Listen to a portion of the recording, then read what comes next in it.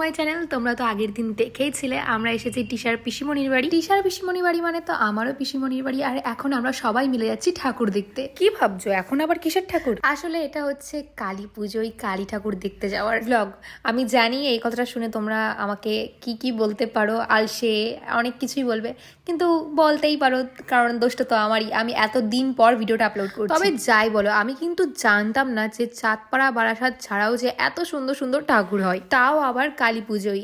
আর এটা হচ্ছে আরনঘাটা। এইবার তোমরা যারা যারা যেতে পারোনি তারা যারা আমার ভিডিওতেই দেখে নাও কত সুন্দর করে সাজানো গোছানো। আর পরের বার কিন্তু অবশ্যই যেতে ভুলো না। এই দেখো তোমাদের সাথে গল্প করতে করতেই চলে এসেছি প্রথম প্যান্ডেল। এই প্যান্ডেলটাতে দেবী মায়ের অনেকগুলো রূপ ফুটিয়ে তোলা হয়েছিল। প্যান্ডেলটা কিন্তু কালী মায়ের রঙেরই ছিল, কালো আর লাল দিয়ে। আর সব থেকে বেশি সুন্দর ছিল দেবী মা। এরপর আমরা ওই প্যান্ডেল থেকে চলে আসি অন্য প্যান্ডেলে যাবো, তাই আর এই প্যান্ডেলটাতে আমরা পরে যাব, কারণ এই সেম প্যান্ডেল কিন্তু আমাদের চাঁদপাড়াতেও হয়েছিল।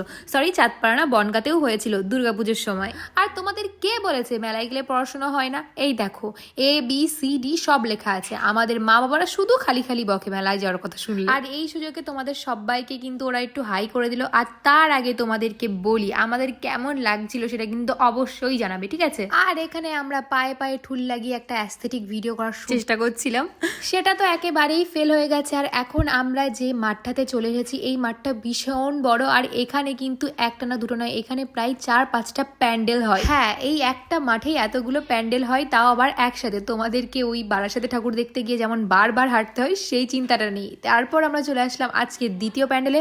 আর এই প্যান্ডেলটা সত্যি বলতে ভীষণ সুন্দর ছিল। দেখো কাচের কাজ করা পুরোটাই। আর মায়ের রূপটা দেখে মনে হচ্ছিল একেবারে পুরো সেই নটরাজের মতো। ওই শিব ঠাকুরের যে আর একটা রূপ আছে না, নটরাজ, যে হচ্ছে নাচের দেবী, সরি নাচের দেব, তারই মায়ের মূর্তির দিক থেকে কিন্তু এই প্যান্ডেলটাই আমার সব থেকে বেশি পছন্দ হয়েছে। এরপর আমরা হালকা একটু করে মেলা ঘুরে চলে যাই আবার পরের প্যান্ডেলে। খাওয়া দাওয়া আরেকটু পর হবে, চলো আগে সব ঠাকুরগুলো দেখে আসি। এইবার দেখো আমরা চলে এসেছি ফুলে ফুলাকার ফুলাম্বরী প্যান্ডেল।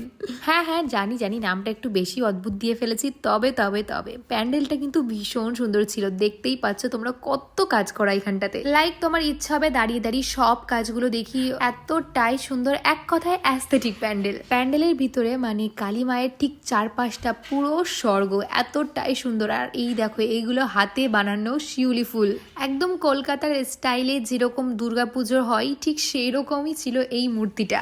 এরপরে চলে গেলাম মাঠের আরো একটা প্যান্ডেলে। এই প্যান্ডেলটাও বেশ সুন্দর ছিল, তবে এখানকার মূর্তিটা আরো ভীষণ সুন্দর ছিল। সবার নাচানাচি দেখে আমরাও একটু নাচ করি।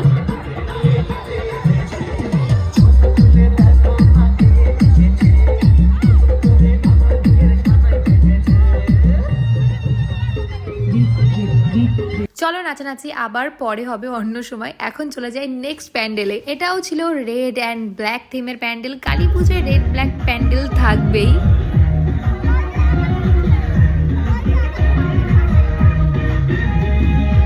তো এরপর চলে আসলাম এই প্যান্ডেলটার ভিতরে। প্যান্ডেলের ভিতরে ছিল হলুদ, লাল, কালো, সাদা দিয়ে কাজ, যেটা দেখতে ভীষণই সুন্দর লাগছিল। আর প্রতিমাটা ভীষণই ইউনিক ছিল।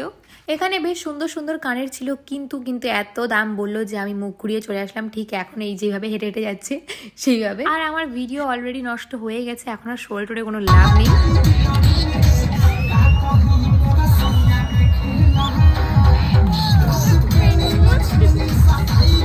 এরপরই চলে গেলাম আমরা খাবার খেতে।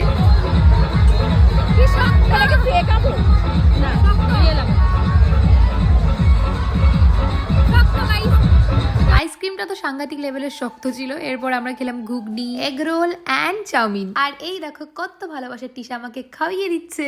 চলো খাওয়া দাওয়ার পর্ব তো অনেক হলো, এবার চলে যাই আরো একটা প্যান্ডেলে। তারপরেই থাকছে আজকের লাস্ট প্যান্ডেল। বর বউ, পুতুল খেলা আর লক্ষ্মী প্যাঁচার সাথে ধানের গোলা, এই সব দিয়েই আজকের এই প্যান্ডেলটা ছিল।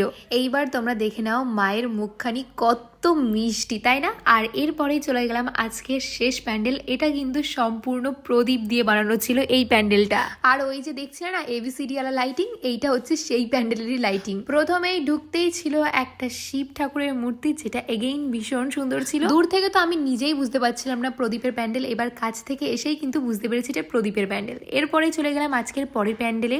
হ্যাঁ, যেটা আমরা প্রথমেই দেখিয়েছি আর বলেছি, এই প্যান্ডেলটা হয়েছিল বনগাঁতে। সেম টু সেম প্যান্ডেল, কিন্তু প্রতি প্রতিমাটা এখানকার আরো বেশি সুন্দর ছিল। তোমরা কি আমার ওই ব্লগটা দেখেছো? দেখে থাকলে কমেন্ট একটু হাই লিখে দিও তো। প্যান্ডেল হপিং করে ভীষণ কষ্ট হয়ে গেছে, এবার বাড়ি গিয়ে রেস্ট নেওয়ার পালা। এখন আমরা বসে গেছি খেতে। ডিনারে ছিল ভাত, ডাল আর মাংস। ব্যাস আজকের মতো এইটুকুই। ভিডিওটা ভালো লাগলে like, comment, share and subscribe করে দিও। Thanks for watching, by.